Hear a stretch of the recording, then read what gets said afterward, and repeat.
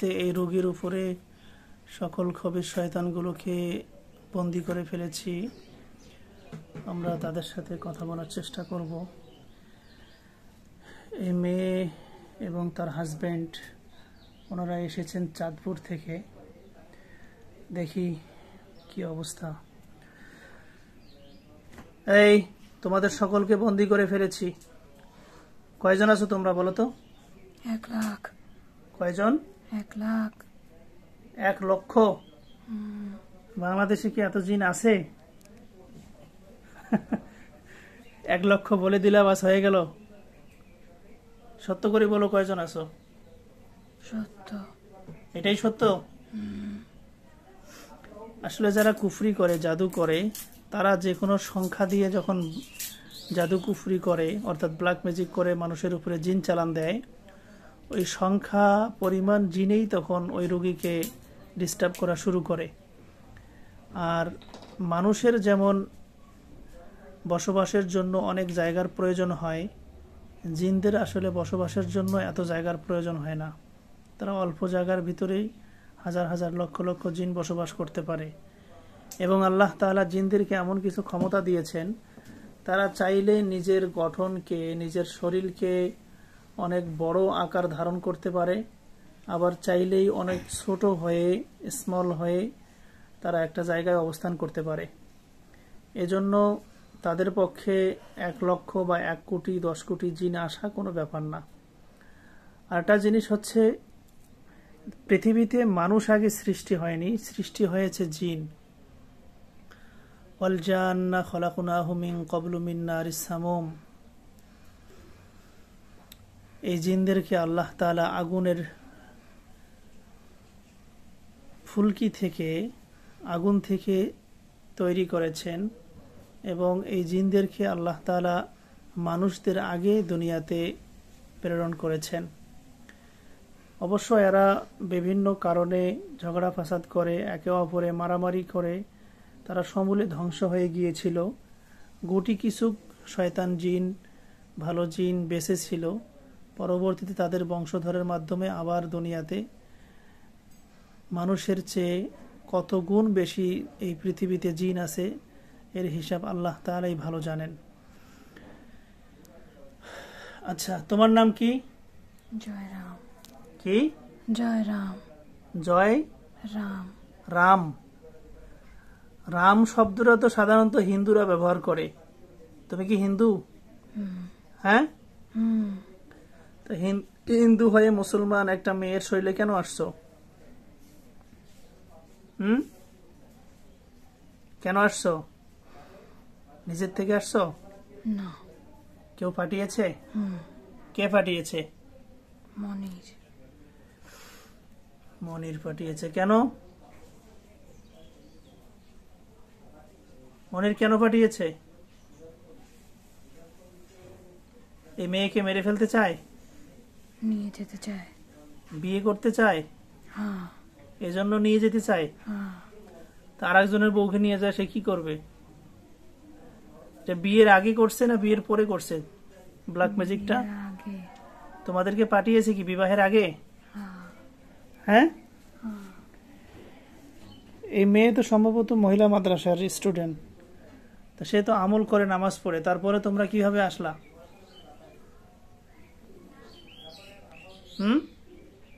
সে আমল করতে পারে? হ্যাঁ, আমল ঠিক মতো করতে পারে? হ্যাঁ, কথার উত্তর দাও। হ্যাঁ, আমল ঠিক মতো করতে পারে? পারে। আসলে এই মেয়ের শরীরে এখন এই খবিজগুলো বেশিরভাগ পুরুষ হওয়ার কারণে তার কণ্ঠটাও পুরুষের মতো করতেছে। আসলে এই মেয়ের কণ্ঠটা কি এরকম? না। হ্যাঁ, আপনি কি হন? আমি ওর স্বামী। স্বামী হন। আপনার নাম কি? মোহাম্মদ শেখ ফরিদ। আচ্ছা, আপনি কঠিন পরীক্ষার মধ্যে পড়ে গেছেন। আল্লাহ আপনাকে সাহায্য করুন। ইনশাল্লাহ সুস্থ হয়ে যাবে, ভয়ের কোনো কারণ নাই। হ্যাঁ, হয়তো আল্লাহ এর ভিতরেও কোনো মঙ্গল রেখেছেন। আপনার লেখাপড়া? আমি দাওরা হাদিস কমপ্লিট করছি, 1 বছর করছি। আর এনাদেরকে কোথায় পাইলেন? উনি আমার চাচাতো ভাই, উনিও দারুল হাদিস শেষ করছি আকবর কমপ্লেক্স। আচ্ছা, আপনি কি ওই একসাথে আপনারা আসছেন? চাঁদপুর থেকে আসছেন? আকবর কমপ্লেক্স দেলোয়ার হোসেন সাহেবের মাদ্রাসায় পড়েছেন। ওনাকে আমি পছন্দ করি অবশ্য। এবার হজে গিয়েছিলেন নাকি হুজুর? এবার সম্ভবত জানবে, গতবার যাওয়ার কথা, এবারটা আমি শিওর জানি না। না, গিয়েছিল মনে হয়। আমি হজে ছিলাম তো, হজে ওনাকে দেখেছিলাম সম্ভবত একবার। যেতে পারে না, এবার আমি 22 সালে ওখানে দাওয়া দিয়েছি। আচ্ছা, তোমরা কি চলে যাইতে চাও? না। তাড়াতাড়ি বলো। না। চলে যাইতে চাও? না। যদি চলে যাইতে চাও আমি ছেড়ে দেব, মুক্ত করে দেব। না। আর যদি যাইতে না চাও তাহলে মেরে ফেলবো। আসলে তোমরা সঠিক সংখ্যাটা একটু বলো তো, কতজন আছো এই মেয়ের সাথে? 1 লক্ষ। আমি কিন্তু একটু পরে তোমাদেরকে জবাই করে ফেলবো। মেরে ফেলার পরে আমি আমার জিন দিয়ে তথ্য নেব যে আসলে 1 লক্ষ ছিল কিনা। 3 জন থাকলেও বাইর হবে, 7 জন থাকলেও বাইর হবে, 11 জন থাকলেও বাইর হবে, 1 কোটি থাকলেও বাইর হবে। তো সত্য কথাটা বলো তো, কয়জন আছো তোমরা? 1 লক্ষই আছো? এটা কি সত্যি? সত্য। আচ্ছা, এই মেয়ে কি মাদ্রাসায় পড়েছিল? হ্যাঁ। সে তেলাওয়াত করতে পারে? হ্যাঁ। তুই পারস? না। একটু তেলাওয়াত করতে শুনি, একটু কোরআন তেলাওয়াত করতে শুনি। হ্যাঁ, চলে যাব। কি? একটু কোরআন তেলাওয়াত করতে শুনি, বলো। কোরআন তেলাওয়াত করো দেখি একটু। একটু পারো? না। তুই পারস না? না। এই মেয়েকে তেলাওয়াত করতে বলবো? না। তেলাওয়াত করলে তোর সমস্যা হবে? হ্যাঁ। কি সমস্যা হবে? মারা যাব। মারা যাবে?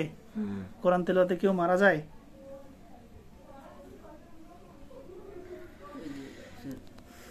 রাসেল নাম দিয়ে বলে, এটা কি মিথ্যা বলে নাকি? ও তো এটা বলার দরকার নাই। মূল যে এর সাথে জড়িত তাকে পাওয়া গেছে, অন্যগুলো হিসাব বাদ। আচ্ছা, আমি এখন কি করব ভেবে চিনতে পাচ্ছি না।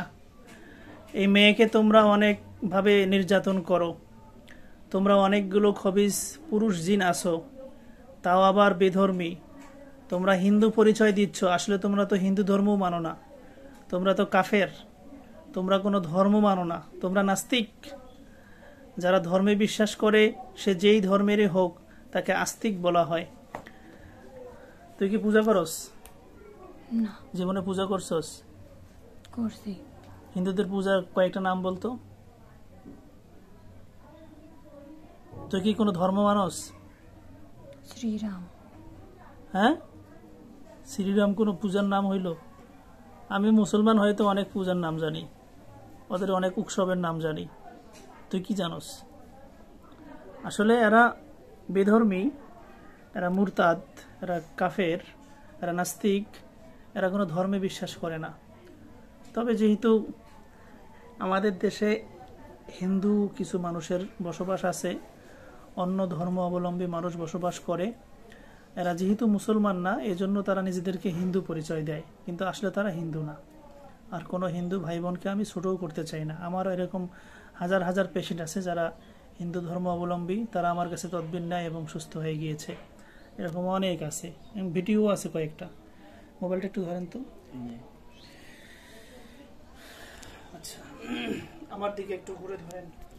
আসলে ঘেমে গেছি, মানে এই ভিডিওর সাউন্ডটা যেন একটু কাছাকাছি ধরেন, ভিডিওর সাউন্ডটা যেন ভালোভাবে আসে, এজন্য আসলে ফ্যান বন্ধ করে দিয়েছি। আর এই আফুটাকে নিয়ে আসছেন ওনার হাজবেন্ড চাঁদপুর থেকে, শাহরাস্তি না? জি। আপনাদের থানা কি? শাহরাস্তি। শাহরাস্তি। তো এখন চিকিৎসা করতেছি। আজকে সোমবার দিন, আগামীকাল মঙ্গলবার চেম্বার খোলা থাকবে। আজকে সম্ভবত 29 তারিখ না? জি জি। 29 জুলাই 2024, আজকে সোমবার। আজকে রোগী দেখার ডেট নাই, তারপরেও দেখতে বাধ্য হচ্ছি যেহেতু ওনারা চলে আসছে। অনলাইনে ফোনে কিছু কাজ ছিল, ওনাদের কারণে ফোনের কাজটাও করতে পারতেছি না। ওনাদের কাজ শেষ হওয়ার পরে করব ইনশাআল্লাহ। এই আফুটা সুস্থ হয়ে যাবে, তারা যে বিপদে আছে এটা ঠিক হয়ে যাবে ইনশাআল্লাহ। তো এদের সংখ্যা অনেক বেশি, এরা আসলেই 1 লক্ষ আছে, এটা সত্য কথা। এবং যখন কোনো ব্ল্যাক ম্যাজিক করা হয় তান্ত্রিকরা যখন কোনো সংখ্যা দিয়ে কোনো জাদু করে, আসলে জিন ওই এলাকায় থাকুক আর না থাকুক, এই সংখ্যাটা পরিমাণ জিন যেখান থেকেই হোক সেটা চলে আসে। মূলত যারা ব্ল্যাক ম্যাজিক করে, জাদুকুফরি করে, তারা ইবলিসের পূজা করে, ইবলিসের কাছে সাহায্য চায়, ইবলিসের কাছে সাহায্য চেয়ে পূজা করে, ইবলিসকে সিজদা করে, নিজেদেরকে বেঈমান মুশরিক বানিয়ে শয়তানের সাহায্য নিয়ে এই ব্ল্যাক ম্যাজিকগুলো পরিচালনা করে। আর তখন শয়তান ইবলিস নিজেই স্বয়ং এই সমস্ত কিছুর ব্যবস্থাপনা করেন। এজন্য এদের কষ্ট দেওয়ার, ক্ষতি করার জিনের অভাব হয় না। আর আমরা যারা কোরআন দিয়ে তদবির করি, আমরা আল্লাহ তাআলাকে রব হিসাবে মেনে নিয়েছি, কোরআন এবং হাদিসকে আমরা হাতিয়ার হিসাবে নিয়েছি, এবং আমরা যখন এই কোরআন দিয়ে বিভিন্ন দোয়া কালাম দিয়ে তদবির করে থাকি, আল্লাহ তাআলা আমাদেরকে সাহায্য করে থাকেন। আল্লাহ তাআলার পবিত্র কোরআনের পাওয়ার তখন কাজ করেন। ইনশাআল্লাহ উনি সুস্থ হয়ে যাবে। একজন দুইজন না, আমার জীবনে আমি লক্ষ লক্ষ রোগী দেখেছি আলহামদুলিল্লাহ। তো যেহেতু অনেকগুলো জিন, এজন্য আমি চেয়েছিলাম জিনগুলোকে ক্ষমা করে দেব। হয়তো ক্ষতি করতেছে 2, 4, 5, 10 জন, কিন্তু সংখ্যায় তারা অনেকজনই আছে, সবাই ক্ষতি করার সুযোগ পায় না। এদের ভিতরে যারা লিডার, বড় বড় শয়তান জিন, এরা এই মেয়ের সাথে অনৈতিক কাজে লিপ্ত হয়, বিভিন্নভাবে ওনাকে কষ্ট দেয়। বাকি জিনগুলো কিন্তু ওনার কাছেও ঘেঁষতে পারে না। আবার এদেরকে যদি আমি মেরে ফেলি, তখন ওই যে ছোট যারা আছে তারা সামনে চলে আসবে। অর্থাৎ সবাই ক্ষতি করার সুযোগ খুঁজতেছে, কিন্তু কেউ ক্ষতি করতে পারতেছে, কেউ ক্ষতি ছাড়াই সাইটে আছে, দলবল হয়ে সাইটে আছে। এই জন্য আমি চেয়েছিলাম যে এদেরকে যদি ক্ষমা করে দেওয়া যায়, তো সম্ভব হলো না। এরা ক্ষমা চাচ্ছে না, যাইতেও চাচ্ছে না, এদেরকে কতল করা হবে। মোবাইলটা ওই ভাইকে দেন, আর আপনি একটু আপুকে ধরে থাকেন, একটু কাছাকাছি দেন, নাহলে সাউন্ডটা আসবে না। কাছাকাছি দেন, মোবাইলটা কাছাকাছি দেন। আচ্ছা, এবার বলো, তোমরা কি চলে যাইতে চাও? লাস্ট বারের মতো বলতেছি, চলে যাইতে চাও? না। সত্য কথা বলো। তোমাদের জন্য কিন্তু সবাই মরবে। সবাই মরতে চাও? মরতে চাও? না। মরতে চাও? না। তো যদি মরতে না চাও, তাহলে চলে যাইতে হবে। এই মুহূর্তে পবিত্র কুরআনী শক্তির মাধ্যমে আমার হাতকে তরোয়াল বানিয়ে নিচ্ছি। হে আল্লাহ, তুমি সাহায্য করো, কবুল করো, আমিন। এই খবিজগুলোকে জবাই করে শেষ করে দিচ্ছি, ধ্বংস করে দিচ্ছি, আমিন। অনেকেই বলে জিনকে কতল করা যায় কিনা, কিভাবে কতল করা যায়, আসলে এটা সম্ভব কি? তা আসলে এটা সম্ভব, অসম্ভবের কিছু না। বর্তমান জমানায় এমন কিছু আধুনিক পরীক্ষা নিরীক্ষা বাহির হয়েছে, যেটার দ্বারায় মানুষকে স্পর্শ করা হয় না, কিন্তু ভিতরে কি হচ্ছে না হচ্ছে বিজ্ঞানীরা সেটা বাহির করার ব্যবস্থাপনা তৈরি করে ফেলছে। এমন কিছু অপারেশন, এমন কিছু চিকিৎসা আছে যেগুলো হাতের স্পর্শ ছাড়াই সম্ভব, একটা মানুষের ভিতরে, বডির ভিতরেই অপারেশন করে দিচ্ছে। তো এটা যদি সম্ভব হয়, তাহলে আল্লাহর কোরআনের পাওয়ারের মাধ্যমে এই জিনদেরকে কতল করা সম্ভব হবে না কেন? দেখেন, জিনরা মানুষের শরীরে এসে যদি কষ্ট দিতে পারে, ক্ষতি করতে পারে, মানুষকে মারতে পারে, শাস্তি দিতে পারে, পাগল করে দিতে পারে, বাইর করে নিয়ে যেতে পারে, এবং আমি যখন কোরআন পড়ে ফু দিচ্ছি সে শাস্তি পাচ্ছে, কষ্ট পাচ্ছে, তারপরে লাফালাফি করতেছে, তাহলে তাদের যদি শাস্তি দেওয়া সম্ভব হয়, কষ্ট দেওয়া সম্ভব হয়, কোরআন পড়ে তাকে যদি মারা সম্ভব হয়, তাহলে এই কোরআনের কিছু নিয়ম কানুন অনুযায়ী জিনদেরকে কতল করাও সম্ভব। এটা অসম্ভবের কিছু না।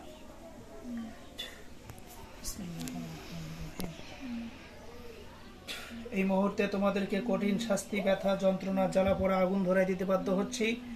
দ্রুত বলো তোমরা কি করবে।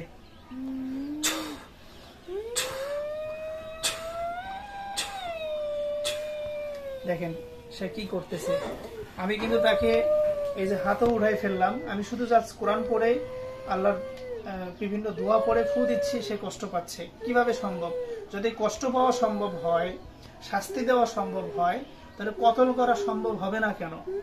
একটা লাঠি দিয়ে মানুষকে ধীরে পিটাইলে সে ব্যথা পায়, খুব জোরে পিটা দিলে, শক্ত লাঠি হলে মাথা ফেটে যায়, এবং মাথা ফেটে যাওয়ার কারণে একসময় সে মারাও যেতে পারে রক্তক্ষরণ হয়ে।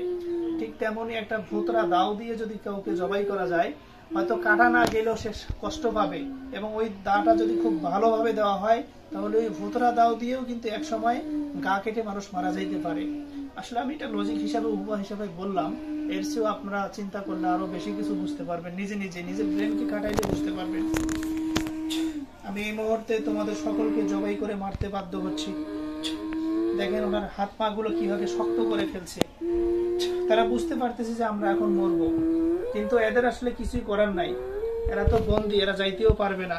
এবং এদেরকে যদি আমি ছেড়েও দেই তারপরেও তারা যাবে না, যাওয়ার পরে আবার ফিরে আসবে, কারণ এই মেয়ের সাথে থেকে তাকে স্বামী স্ত্রীর মতো ব্যবহার করেছে, তার সাথে বিভিন্ন প্রকারের সমস্যা তৈরি করেছে, এবং এরা যাইতে পারবে না। এজন্য এদেরকে মারতে বাধ্য হচ্ছে। এই হত্যার জন্য যে পাঠিয়েছে সে দায়ী।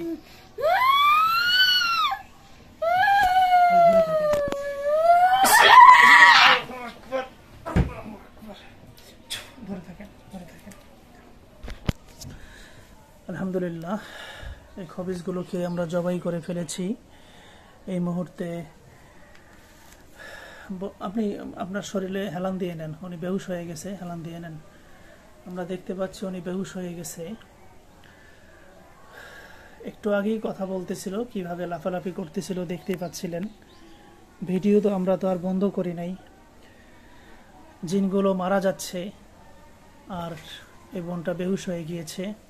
আমরা একটু পরে তার জ্ঞানকে ফিরে নিয়ে আসব এবং তাকে জিজ্ঞাসা করব তার কোনো কিছু কথা মনে আছে কিনা, কি হয়েছিল। কিন্তু ভিডিওটা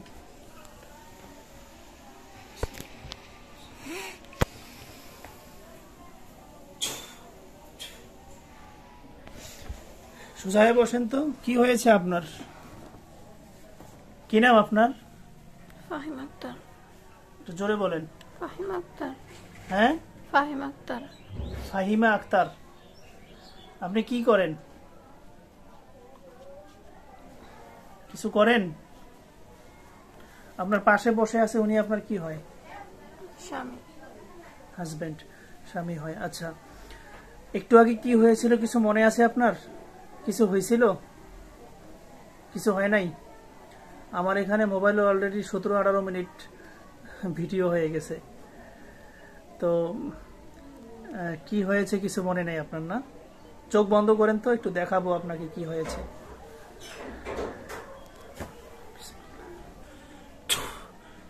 ভয়ের কোনো কারণ নাই। দেখেন তো কিছু দেখতে পান কিনা। কিছু দেখতে পাচ্ছেন? কি দেখতে পাচ্ছেন? অনেকগুলো কল্লা কাটা লাশ। কল্লা কাটা লাশ? কে কল্লা কাটছে? আচ্ছা, কতগুলো? একটু চোখ বন্ধ করে খেয়াল করে বলেন তো কতগুলো হবে? অনেকগুলো। আনুমানিক? অনেক, প্রচুর। কয়েক হাজার? কয়েক লক্ষ? হবে। হ্যাঁ, হ্যাঁ। লক্ষ হবে? হ্যাঁ। কত দূর পর্যন্ত এরা পড়ে আছে? অনেক। অনেক। ওরা বলেছিল 1 লক্ষের কথা, তাহলে ওদের কথা ঠিক ছিল। বন্ধুরা, এই মুহূর্তে তোমরা যে যেখানে আছো সারা পৃথিবী জুড়ে, এই মুহূর্তে আমি 5 লক্ষ জিনকে আদেশ করতেছি, আমাদের বন্ধু বান্ধব তোমরা যারা আছো, এদের লাশগুলোকে নিয়ে যাও, দাফন করে ফেলো, গণহারে কবর দিয়ে দাও। ইনশাল্লাহ আপনি সুস্থ হয়ে যাবেন, ভয়ের কোনো কারণ নেই। আল্লাহ আপনাকে সুস্থ রাখুক, আমিন।